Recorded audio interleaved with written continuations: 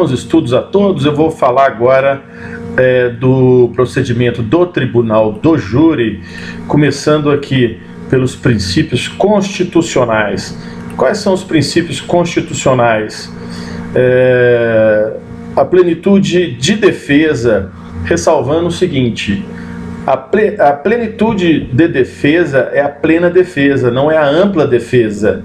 A plena é absoluta, a ampla não é absoluta. O sigilo das votações, a soberania dos vereditos e a competência para o julgamento dos crimes dolosos contra a vida. Então, a primeira fase do rito do tribunal do júri, ela é tocada pelo juízo, não é? E ela termina quando o juiz fundamentadamente pronuncia ou toma outra decisão, que nós vamos ver aqui.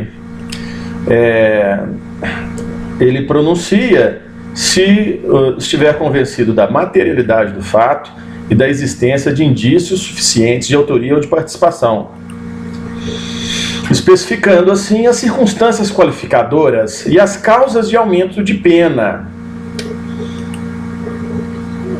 Para crimes conexos com um que seja doloso contra a vida, no caso de concurso de crime, são remetidos ao plenário do júri para julgamento em comum, em conjunto, mesmo não sendo doloso contra a vida, mas vai junto para o júri.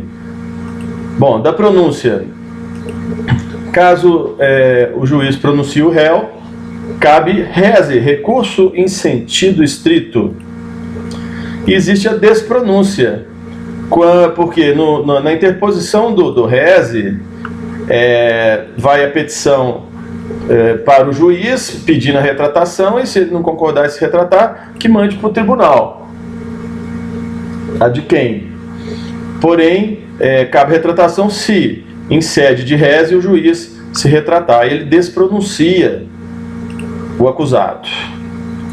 Também o juiz pode impronunciar o réu quando ele não se convence da materialidade do fato ou da existência de indícios suficientes de autoria.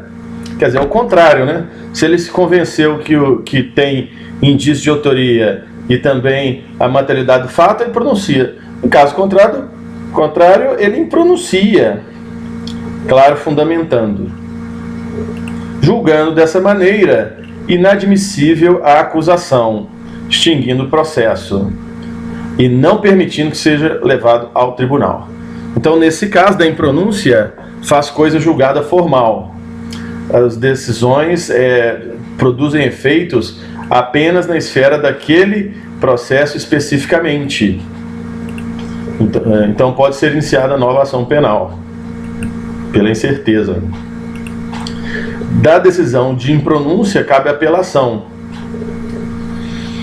Outra decisão pode ser tomada pelo juiz é a absolvição sumária, que julga improcedente a acusação e absolve o réu.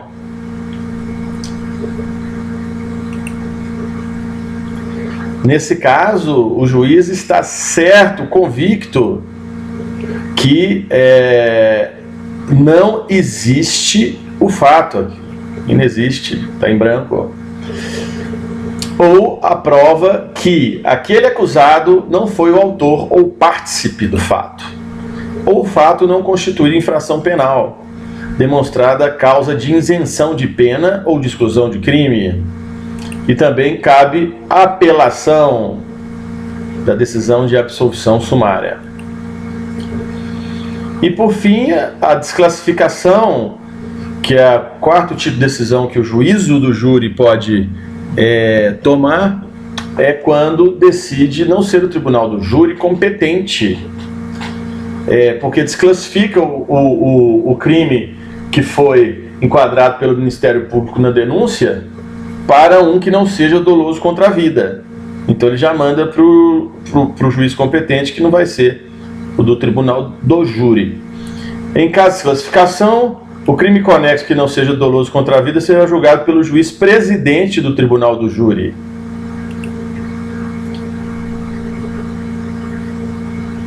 Então fica lá o conexo. Intimação da pronúncia. Então, pronunciando, o juiz tem que intimar o acusado, não é? Que tem 5 dias para responder, e indicar 5 testemunhas, 5 e 5. Então, a intimação da pronúncia será feita pessoalmente ao acusado, ao defensor nomeado, ao Ministério Público, ao defensor constituído, ao assistente do MP, ao defensor constituído, ao querelante e ao assistente do Ministério Público. Será intimado por edital o acusado solto que não for encontrado. Salientando que, ainda que preclusa a decisão de pronúncia, havendo circunstância superveniente que altere a classificação do crime, o juiz ordenará a remessa dos autos ao Ministério Público. Por quê?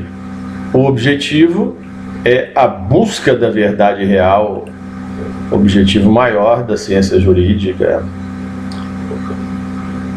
O juiz delibera sobre os requerimentos e provas a produzir e ordena diligências necessárias. Então ele intimou da pronúncia, agora ele vai elaborar o relatório com designação da data de julgamento da audiência. O que é o desaforamento? Está aí o caminhão levando o processo para longe, significando que vai mudar a competência, não é? O juízo do julgamento. Quais são os casos? Se o interesse da ordem pública o reclamar, houver dúvida sobre a imparcialidade do júri, ou a segurança pessoal do acusado, em razão do comprovado excesso de serviço, realmente é uma coisa peculiar, não é? O que é excesso de serviço, não é? Então é um artigo muito questionável, não é? Em razão do comprovado excesso de serviço, se o julgamento não puder ser realizado no prazo de 6 meses, contado do trânsito julgado da decisão de pronúncia. Mas está aí previsto, tem que saber. Ouvido e contraditório no desaforamento. E será distribuído imediatamente e terá preferência de julgamento na Câmara ou turma competente. O relator, inclusive, poderá determinar fundamentadamente a suspensão do julgamento pelo júri, na pendência de recurso contra a decisão de pronúncia ou quando efetivado o julgamento. E será ouvido o juiz nesse caso. Bom, agora vamos passar para a fase plenária do júri. Vão ser avaliados aí a suspensão e impedimento, não é? Dos jurados. Então, antes do sorteio dos membros do Conselho de Sentença, o juiz presidente esclarecerá sobre os impedimentos, a suspeição e as incompatibilidades constantes dos artigos seguintes. São impedidos de servir no mesmo Conselho de Sentença marido e mulher, ascendente e descendente, sogro e genro ou nora, sempre em conjunto um e outro, irmãos e cunhados durante o cunhadio, tio e sobrinho, padrasto, madrasta ou enteado. O mesmo impedimento ocorrerá em relação às pessoas que mantêm união estável, reconhecida como entidade familiar. Aplicar-se-á aos jurados o disposto sobre os impedimentos, a suspeição e as incompatibilidades dos juízes togados. Aquele caso também de ser, no caso, ter laços afetivos com a parte, o grau de parentesco, negócios, enfim, tudo é aplicado ao júri também, além do especificamente aplicado.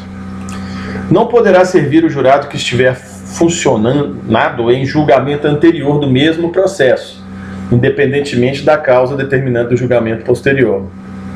Então está proibido. Se já julgou no mesmo processo, não pode repetir. Porque já existe uma tendência, não é? E um dos princípios do júri é a isenção, né? é plena defesa. No caso do concurso de pessoas, houver integrado o conselho de sentença que julgou o outro acusado, tiver manifestado prévia disposição para condenar ou absolver o acusado, o juiz-presidente também advertirá os jurados de que, uma vez sorteados, não poderão comunicar-se entre si e com outrem. O jurado tem que ficar calado, nem manifestar sua opinião sobre o processo, sob pena de exclusão do conselho e multa. Vou repetir, e multa. A incomunicabilidade será certificada nos autos pelo oficial de justiça. Formação do conselho de sentença. O juiz-presidente sorteará 7 deles, dos jurados, para a formação do conselho de sentença. Então tem um rol maior, chegando aí a 25 pessoas.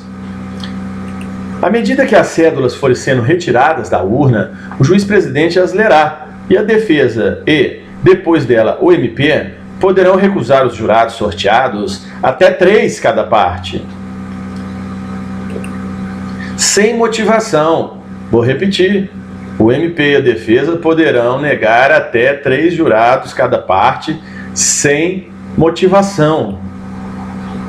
O jurado recusado imotivadamente por qualquer das partes será excluído daquela sessão de instrução e julgamento, prosseguindo-se o sorteio para a composição do conselho de sentença com os jurados remanescentes.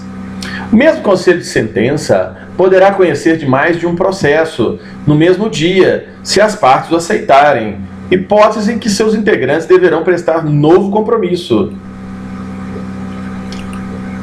Juramento. Todos os jurados ficam em pé, que é uma forma solene, e em seguida do juramento, o jurado receberá cópias da pronúncia, ou, se for o caso, das decisões posteriores que julgaram admissível a acusação e do relatório do processo. Então vai receber toda a parte documental inerente.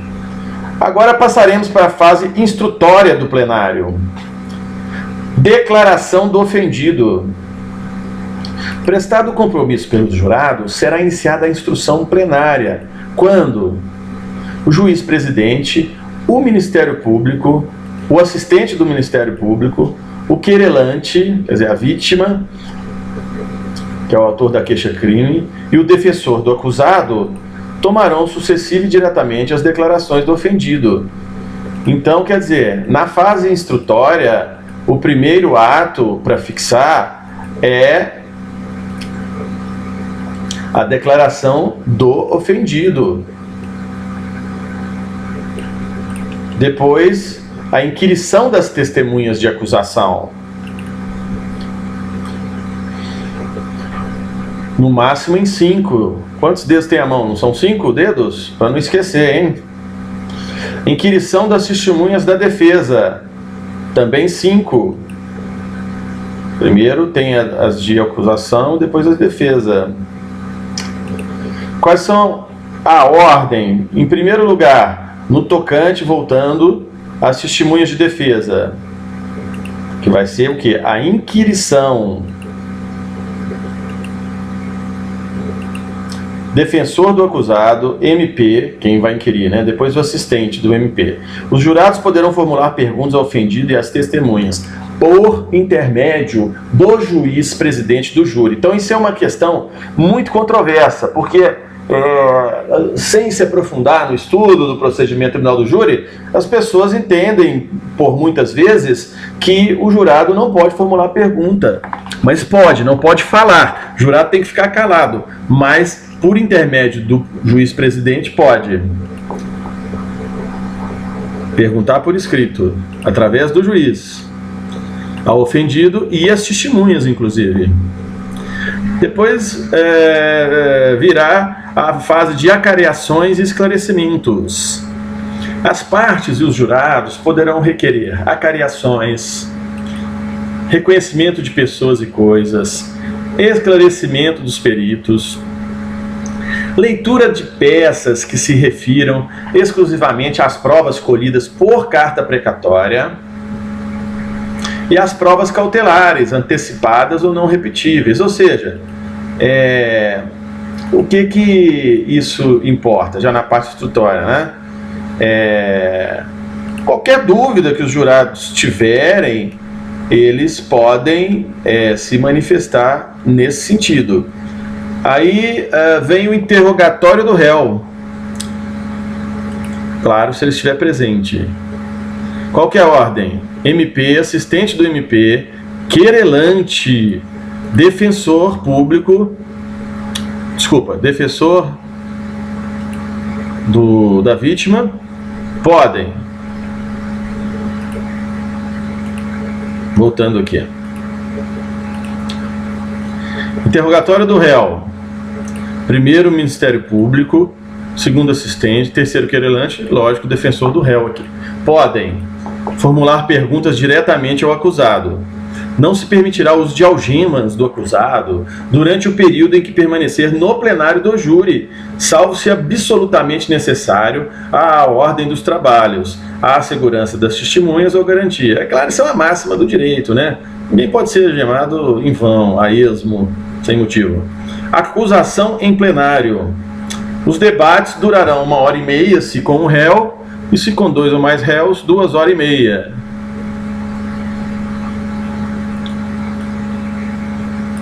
Aí já estamos na acusação em plenário, já faz 2 debates, tá certo? Depois vem a defesa em plenário. Também 1h30 para um réu, ou 2h30 para 2 ou mais réus. Depois vem a réplica da acusação, só que aqui diminui meia hora na réplica. 1 hora para um réu ou 2 horas para 2 réus. Depois vem tréplica da defesa. Também 1 ou 2 horas para 1, 1 hora para 2 ou mais de 2, 2 horas. E finalmente a conclusão dos debates. Concluídos os debates, o presidente indagará dos jurados se estão habilitados a julgar ou se necessitam de outros esclarecimentos. Sendo necessário, ocorrerá o pedido de novas provas periciais depois dos debates. Qual seja, se a diligência consistir na produção de prova pericial, o juiz-presidente, desde logo, nomeará perito e formulará quesitos, facultando às partes também formulá-los e indicar assistentes técnicos, no prazo de 5 dias. Prazo de 5 dias, então, para a nova perícia, para as partes formularem os quesitos e indicarem os assistentes técnicos. Se a verificação de qualquer fato reconhecido como essencial para o julgamento da causa não puder ser realizada imediatamente, o juiz-presidente dissolverá, vou repetir, dissolverá o conselho, ordenando a realização das diligências necessárias e entendidas como importantes, claro, para o julgamento da causa. Votação dos quesitos. Ele é feito na sala especial, sala secreta. Estarão lá o juiz, o Ministério Público, o defensor e os jurados. Não havendo dúvida a ser esclarecida, o juiz-presidente, os jurados, o Ministério Público, o assistente, o querelante, o defensor do acusado, o escrivão e o oficial de justiça dirigir-se-ão à sala especial a fim de se proceder à votação. Na falta de sala especial, o juiz-presidente determinará que o público se retire, permanecendo somente as pessoas mencionadas no caput desse artigo. O juiz-presidente advertirá as partes de que não será permitida qualquer intervenção que possa perturbar a livre manifestação do conselho de sentença e fará retirar da sala quem se portar inconvenientemente. Finalmente chegamos na prolação da sentença. Então vem as possibilidades. Tá aí o artigo. E os tipos de sentença. Essa é uma parte extremamente importante. Nós temos aqui 3 tipos de sentença, que seria a absolutória, a condenatória e a desclassificatória. A sentença absolutória, ela se divide em absolutória própria e absolutória imprópria. A sentença condenatória é apenas de um tipo e a desclassificatória também.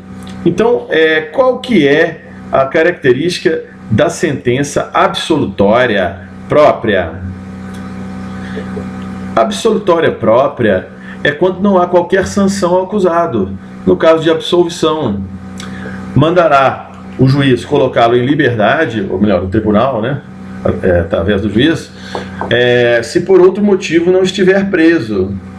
Revogará as medidas restritivas provisoriamente decretadas.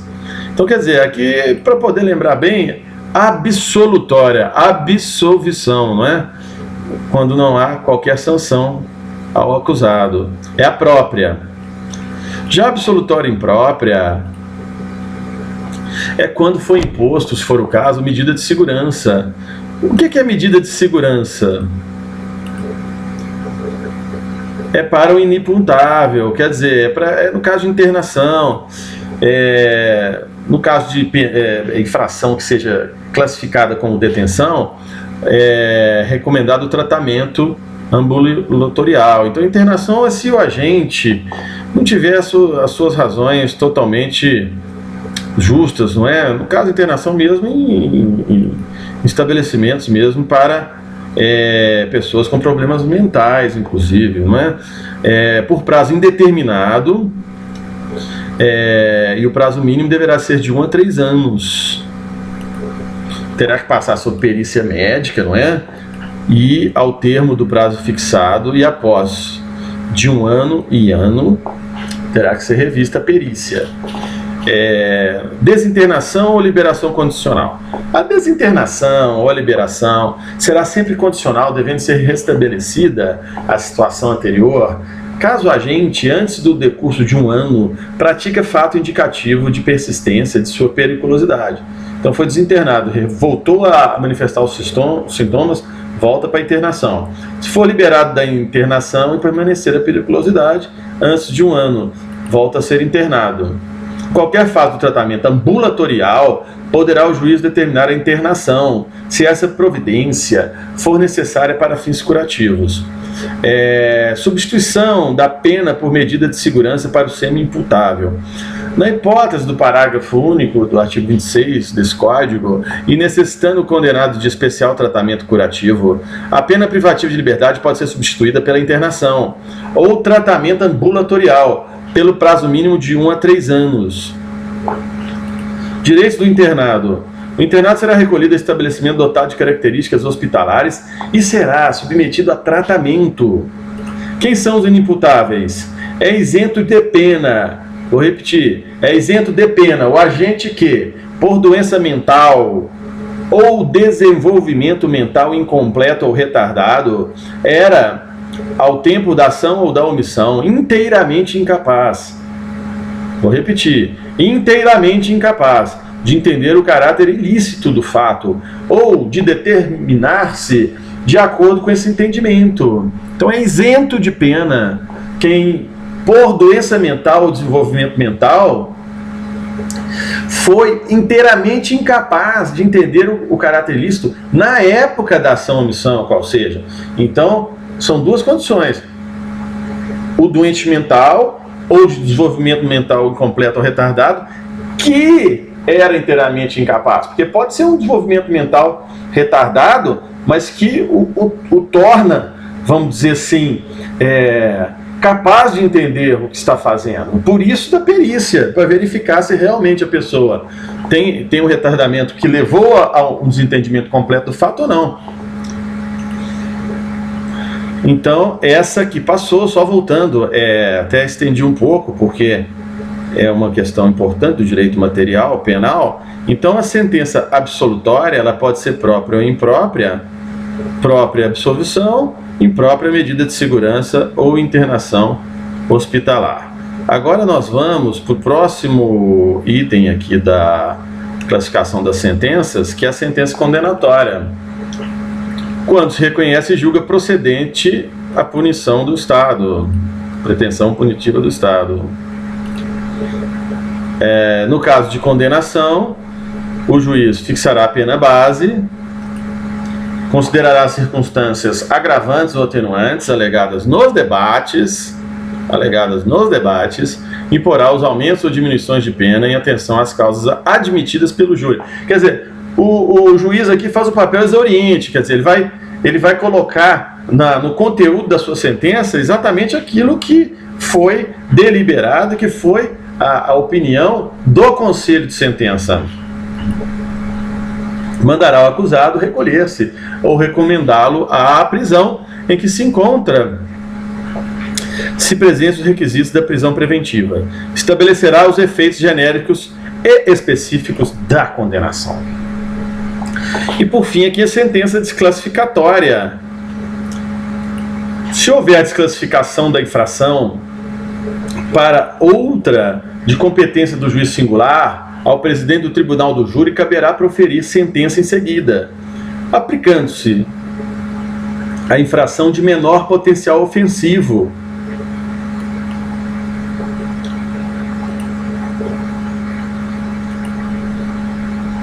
Já cai aí na lei do GCRIM, tá vendo? Em caso de desclassificação, o crime conexo que não seja doloso contra a vida será julgado pelo juiz presidente do tribunal do júri. Então, desclassificar significa desconsiderar que aquele crime é um crime doloso contra a vida, para outro crime. Segundo o Dr. Fernando Capês, existem as sentenças subjetivamente simples, isso já é doutrina, tá? Quando proferidas apenas por um juízo monocraticamente, quer dizer, simplicidade se relaciona à monocracidade. As subjetivamente plurimas, quando proferidas por colegiados, e as subjetivamente complexas, que são resultantes de decisões de mais de um órgão. Depois de prolatada a sentença, é elaborada a ata, na qual estará descrito fielmente todas as ocorrências das deliberações do júri, tais como a data e a hora da instalação dos trabalhos, o magistrado que presidiu a sessão, os jurados que deixaram de comparecer e as sanções pelo não comparecimento, o ofício ou requerimento de isenção ou dispensa, o sorteio dos jurados suplentes, o adiamento da sessão com o motivo, a abertura da sessão e a presença do MP, do querelante, do assistente, se houver, e do defensor do acusado, o pregão e sanção imposta, no caso de não comparecimento, as testemunhas dispensadas de depor, o recolhimento das testemunhas a lugar onde umas não pudessem ouvir o depoimento das outras, a verificação das cédulas pelo juiz-presidente, a formação do conselho de sentença com o registro dos nomes dos jurados sorteados e recusas, o compromisso e o interrogatório com simples referência ao termo, os debates e as alegações das partes com os respectivos fundamentos, os incidentes, o julgamento da causa, a publicidade dos atos da instrução plenária, das diligências e da sentença. Então isso tudo fica na ata. Da sentença cabe o quê? A apelação para o tribunal de quem? Em 5 dias das decisões do júri, quando ocorrer nulidade posterior à pronúncia. Ocorrer nulidade posterior à pronúncia, apelação para o tribunal. For a sentença do júri presidente contrária à lei expressa ou à decisão dos jurados. Quer dizer, fato contra a lei já é uma máxima do direito, mesmo sendo em sede tribunal do júri, não é? Quer dizer, nesse caso, o veredito não pode ser soberano se foi praticado um ato ilícito. Houver erro ou injustiça no tocante à aplicação da pena ou da medida de segurança, interposta apelação com fundamento nesse inciso, o tribunal de quem se lhe der provimento retificará a aplicação da pena ou da medida de segurança. Esse é um artigo bem subjetivo, não está taxativa a hipótese. Houver erro ou injustiça no tocante à aplicação da pena ou da medida de segurança. For a decisão dos jurados manifestamente contrária à prova dos autos. Se a apelação, nesse caso, o tribunal de quem se convencer de que a decisão dos jurados é manifestamente contrária à prova dos autos, dar-lhe-á provimento para sujeitar o réu a novo julgamento. Não se admite, porém, pelo mesmo motivo, segunda apelação, se o segundo julgamento confirmar. Olha que coisa seríssima. Se o tribunal acatar a apelação, considerando que a decisão dos jurados foi manifestamente contrária à prova dos autos, vai ter outro julgamento para o réu. Seríssimo. Se a sentença do juiz-presidente for contrária à lei expressa ou divergir das respostas dos jurados aos quesitos, o tribunal ad quem fará a devida retificação.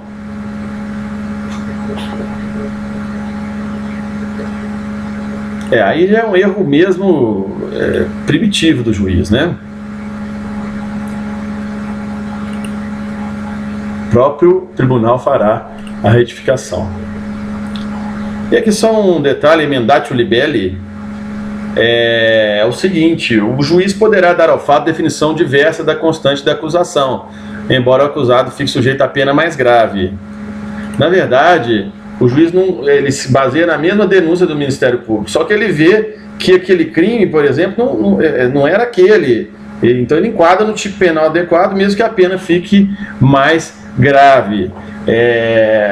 Porque o juiz não está vinculado à classificação legal do crime, que é o juízo de tipicidade, razão pela qual o mesmo pode emendar a inicial, corrigindo eventual equívoco. Então, emendatio libelli, emenda da inicial pelo juiz para poder, através da interpretação dos mesmos fatos, ele chegou a uma conclusão que o crime é outro, mesmo a pena que se decorra desse novo enquadramento seja mais grave que aquela da denúncia do MP.